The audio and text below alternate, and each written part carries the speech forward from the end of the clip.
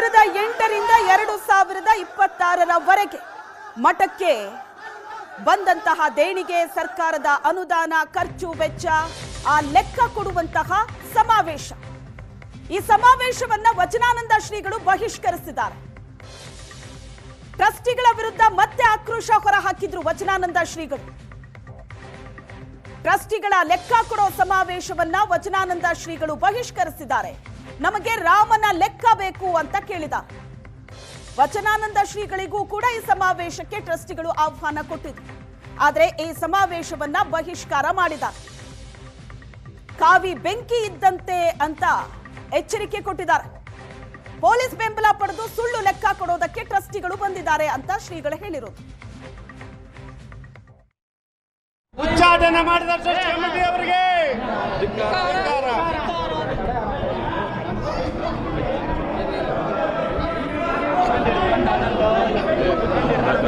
ಒಂದು ಸೈಲೆಂಟ್ ಇದೆ.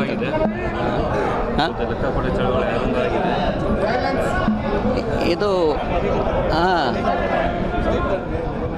ಇದು ನಮಗೆ ಅತ್ಯಂತ ಖುಷಿ ಕೊಟ್ಟ ದಿನ. ಇದು ಪಂಚಮಸಾಲಿ ಸಮುದಾಯ ಜಾಗೃತದ ದಿನ. ಇದು ಕಳ್ಳರಾಗಿ ಬಂದು ಪೊಲೀಸ್ ಸಪೋರ್ಟ್ ತೊಗೊಂಡು ಪೊಲೀಸ್ ರಕ್ಷಣೆಯಲ್ಲಿ ಬಂದು ತಮಗೆ ಬೇಕಾದಂಗೆ ಲೆಕ್ಕ ಕೊಟ್ಟು ಹೋಗಕ್ಕೆ ಬಂದಾರ ಅವ್ರು. ಇದನ್ನು ಸಮಾಜ ಒಪ್ಪೋದಿಲ್ಲ. ಅದಕ್ಕೆ ಹೋರಾಟ ಸಮಿತಿ ಅಧ್ಯಕ್ಷರಿರುವಂತಹ ನಮ್ಮ ಪರಮೇಶ್ ಗೌಡ್ರು ಹೊಳಸಿರಿಗೇರಿಯವರು, ನಮ್ಮ ಅಡ್ಮಿನಿಸ್ಟ್ರೇಟ್ರು ಮತ್ತು ನಮ್ಮ ಸಮಾಜದ ಎಲ್ಲ ಹಿರಿಯರು ಲೆಕ್ಕ ಕೊಡಬೇಕಾದ್ರೆ ಇದು ಆಡಿಟ್ ಮಾಡಿ ಕೃಷ್ಣನ ಲೆಕ್ಕ ಕೊಡೋದಲ್ಲ, ರಾಮನ ಲೆಕ್ಕ ಬೇಕಾಗಿದೆ. ಭಕ್ತರು ದವಸ ಕೊಟ್ಟಾರೆ, ಧಾನ್ಯ ಕೊಟ್ಟಾರೆ, ಬೆಳ್ಳಿ ಕೊಟ್ಟಾರೆ, ಬಂಗಾರ ಕೊಟ್ಟಾರೆ, ಮರಳು ಕೊಟ್ಟಾರೆ, ಅಕ್ಕಿ ಕೊಟ್ಟಾರೆ, ಜೋಳ ಕೊಟ್ಟಾರೆ. ಅದೆಲ್ಲದರ ಲೆಕ್ಕ ಕೊಡಬೇಕಲ್ವಾ? ತರಾತುರ್ಲಿ ಬಂದು ತಾವು ಮೊಸರು ತಿಂದು ಇನ್ನೂರು ವರ್ಷಕ್ಕೆ ಹೊಂಟಿದ್ರು ಅವರು. ಆದರೆ ಯೋಗ ನಮ್ಮ ಮಹಾಂತ ಜನ ಗದ್ದಿಗೆ ಭಾಳ ಜಾಗೃತ. ಇದು ಬೆಂಕಿ, ಇದು ಕಾವಿದು ಬೆಂಕಿ. ಇದನ್ನು ಎಷ್ಟು ಬೇಕು ಅಷ್ಟೇ ಉಪಯೋಗಿಸ್ಕೋಬೇಕು. ಮನೆ ಅಡುಗೆ ಮಾಡೋಕ್ಕಿಟ್ಟು ಉಡ್ಸ್ಕೋಬೇಕು. ಕತ್ತಲೆ ಆದಾಗ ಮನೆಗೆ ದೀಪಕ್ಕೆ ಉಪಯೋಗಿಸ್ಕೋಬೇಕು. ಅದನ್ನು ಬೆಂಕಿನ ಎಷ್ಟು ಬೇಕು ಅಷ್ಟೇ ಯೂಸ್ಬೇಕು. ಬೆಳಕಾಗ್ತದೆ, ಇಲ್ಲ ಸುಡ್ತದೆ. ಅದಕ್ಕೆ ನಾವು ಈ ಸಂದರ್ಭದಲ್ಲಿ 8 ವರ್ಷಗಳಲ್ಲಿ ಬಂದಾಗ ಎಂದೂ ಬಣದಿರುವಂತಹ ನಮ್ಮ ಭಕ್ತರು ಇವತ್ತು ಗುರುಗಳನ್ನು ಗಡಿ ಕಾಯುವ ಸೈನಿಕರಂತೆ ರಕ್ಷಣೆಗೆ ಬರ್ತಾ ಇದ್ದಾರೆ. ಪ್ರತಿನಿತ್ಯ ಸಾವಿರ ಜನ ನಮ್ಮ ಮಹಾಂತಜರ ಗದ್ದಿಗೆಗೆ ನಮ್ಮ ಜೊತೆಗೆ ಚಿಂತನ ಮಂಥನ ಒಂದಿಷ್ಟು ಮಠದ ಪ್ರಸಾದವನ್ನು ಸೇವನೆ ಮಾಡಿಕೊಂಡು ಇಲ್ಲೇ ಇದ್ದಾರೆ. 8 ವರ್ಷದಲ್ಲಿ ನಾವೆಂದೂ ಹರಿಹರ ತಾಲೂಕುಗಳಿಗೆ ಪ್ರವಾಸ ಮಾಡೋಕ್ಕಾಗಿಲ್ಲ, ದಾವಣಗೆರೆ ಜಿಲ್ಲೆ ಪ್ರವಾಸ ಮಾಡೋಕ್ಕಾಗಲ್ಲ. ಕಳೆದ 23 ವರ್ಷದಿಂದ ಉಚ್ಚಾಟಿತ ಪ್ರಧಾನ ಧರ್ಮದರ್ಶಿ ತನ್ನ ಮನೆಯಲ್ಲಿ ನಮ್ಮ ಮಹಾಂತಜರ ಫೋಟೋ ಇಟ್ಕೊಂಡಿಲ್ಲ. ಆತ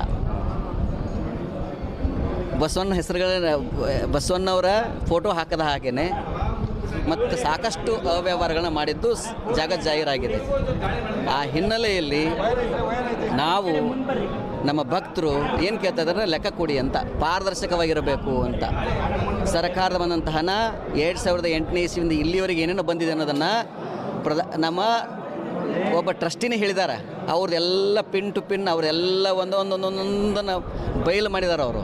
ಅದು ರೆಕಾರ್ಡ್ ಆಗಿದೆ. ಅದು ರೆಕಾರ್ಡ್ ಆದ ಮೇಲೆ ಇನ್ನೆಲ್ಲಿ ನಮ್ಮದು ಬಟಾ ಬಯಲಾಗತ್ತೆ ಅಂತೇಳಿ ಅದನ್ನು ಕದ್ಕೊಂಡು ಹೋದ್ರು ಅವರು. ಇವತ್ತು ನಮ್ಮ ಡಾಕ್ಟರ್ ರಾಜ್ಕುಮಾರ್ ಅವರು ಬಂದ ಮೇಲೆ, ಜೊತೆಗೆ ಎಲ್ಲಕ್ಕಿಂತ ಮುಖ್ಯವಾಗಿ ನಮ್ಮ ಡಾಕ್ಟರ್ ಮಹಾಂತ ಶಿವಾಚಾರ್ಯ ಮಹಾಸ್ವಾಮಿಗಳಿಗೆ ಎಷ್ಟೆಲ್ಲ ಕಿರುಕುಳ ಕೊಟ್ಟಿದ್ದಾರೆ, ಎಷ್ಟೆಲ್ಲ ನೋವುಗಳು ಕೊಟ್ಟಿದ್ದಾರೆ, ಅದನ್ನು ಅವರು ಡೈರಿಯಲ್ಲಿ ಬರೆದಿದ್ದಾರೆ. 2011ರಲ್ಲೇ ಅವರಿಗೆ ಸಾಕಷ್ಟು ನೋವನ್ನು ಕೊಟ್ಟಿದ್ದಾರೆ.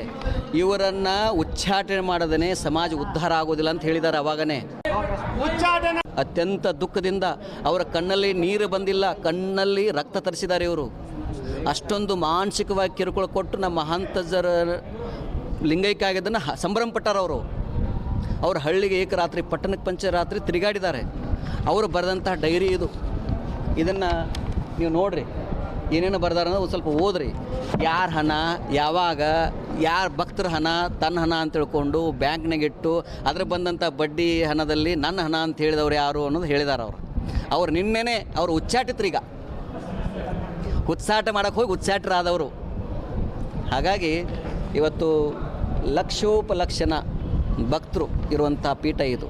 ಕರ್ನಾಟಕದಲ್ಲಿ ಹೆಂಗೆ ಆಂಧ್ರದಲ್ಲಿ ಕಾಪು ಜನಾಂಗ ಇದೆಯೋ, ಗುಜರಾತ್ದಲ್ಲಿ ಪಟೇಲ್ ಇದ್ದಾರೋ, ಹರಿಯಾಣದಲ್ಲಿ ಜಾಟ್ರಿದಾರೋ, ರಾಜಸ್ಥಾನಲ್ಲಿ ಗುಜ್ಜರ್ ಇದ್ದಾರೋ ಹಂಗೆ ಕರ್ನಾಟಕದಲ್ಲಿ ಯಾರು ಅಂತಂದ್ರೆ ಲಿಂಗಾಯತ ಪಂಚಮಸಾಲಿಗಳಿದ್ದಾರೆ.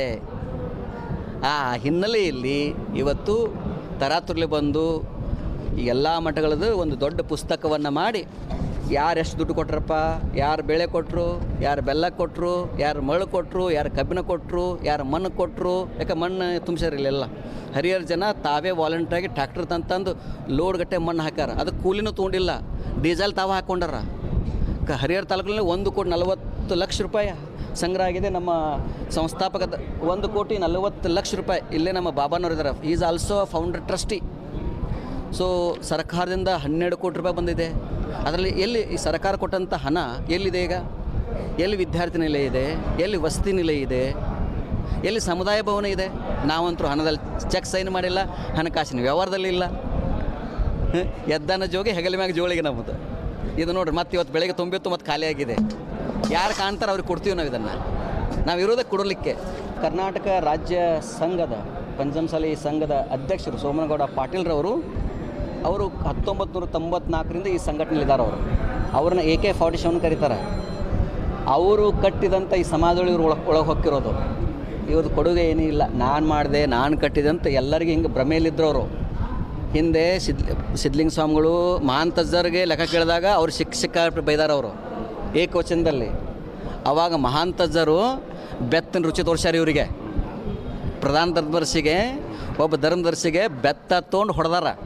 ಎಲ್ಲಿ ದಾವಣಗೆರೆ MCC ಬಿಪ್ಲಕ್ ಇದ್ರಲ್ಲಲ್ಲಿ, ಅಲ್ಲಿ ಕಜ್ಜಾಯ ಆಗಿದೆ ಅವರಿಗೆ.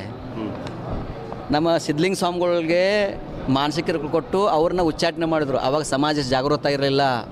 ಇವತ್ತು ಸಮಾಜ ಜಾಗೃತ ಆಗಿದೆ. ಇವತ್ತು ಪ್ರಾಮಾಣಿಕವಾಗಿ ಯಾರು ವಚನಾನಂದ ಸ್ವಾಮೀಜಿಯವರು ಏನು ಅನ್ನೋದು ಎಲ್ಲವೂ ಪಾರದರ್ಶಕವಾಗಿ ಗೊತ್ತಾಗಿದೆ. ಈ ಹಿನ್ನೆಲೆಯಲ್ಲಿ ನಿನ್ನೆ ಅವ್ರನ್ನ ಉಚ್ಚಾಟನೆ ಮಾಡಿದ್ದಾರೆ. ಅವ್ಯವಹಾರ ಆಲ್ರೆಡಿ ನಮ್ಮೊಬ್ಬ ಪ್ರಧಾನ ಧರ್ಮದರ್ಶಿ ಎಷ್ಟು ಫೋರ್ಜರಿ ಹಣ ತೊಗೊಂಡ್ರು, ಖರ್ಚು ಹೆಂಗೆ ಮಾಡಿದರು ಅನ್ನೋದನ್ನು ಪಿನ್ ಟು ಪಿನ್ ಕೊಟ್ಟಿದ್ದಾರೆ. ಆ ಹಿನ್ನೆಲೆಯಲ್ಲಿ ನೋಡಿರಿ, ಇಲ್ಲಿ ದಾಖಲೆ ಇದಾವೆ. ಜಿಲ್ಲಾ ಹಿಂದುಳಿದ ಮತ್ತು ಅಲ್ಪಸಂಖ್ಯಾತ ಇದು ಇಲಾಖೆಯಿಂದ ಮಠದ ಆವರಣ ನಿರ್ಮಿಸಿದ ವಿದ್ಯಾರ್ಥಿ ನಿಲಯ ಕಟ್ಟಡಕ್ಕೆ 10 ಕೋಟಿ ರೂಗಳನ್ನು ಪಡೆಯುವ ಬಗ್ಗೆ ಅಂತ. ಇಲ್ಲಿ ನೋಡಿರಿ, ಇಲ್ಲಿ ಬಾಬಣ್ಣವರೇ, ಇದು ನಿಮ್ಮ ಸೈನ? ಇದು ಅಲ್ಲ ಇವರು ಸೈನ್ ಮಾಡಿದ್ದಾರೆ. ಇದು ಇಬ್ಬರದ್ದು ಬಿಟ್ಟು ಎಲ್ಲರದ್ದು ಫೋರ್ಜರಿ ಇದೆ. ಇದು ಸತ್ಯ ಗೊತ್ತಾಗತ್ತಲ್ವಾ?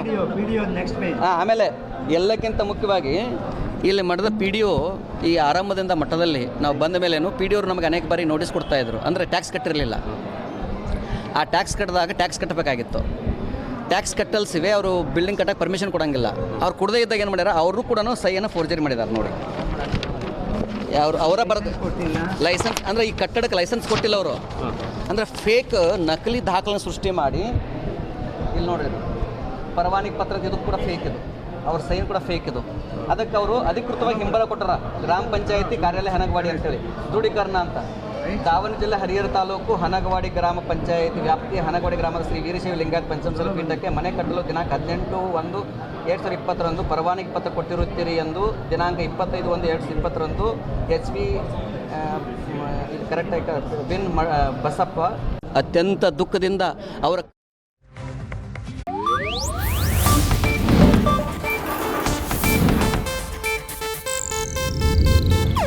ಇದು ಏಷ್ಯಾನೆಟ್ ನ್ಯೂಸ್ ನೆಟ್ವರ್ಕ್ ಪ್ರಸ್ತುತಿ.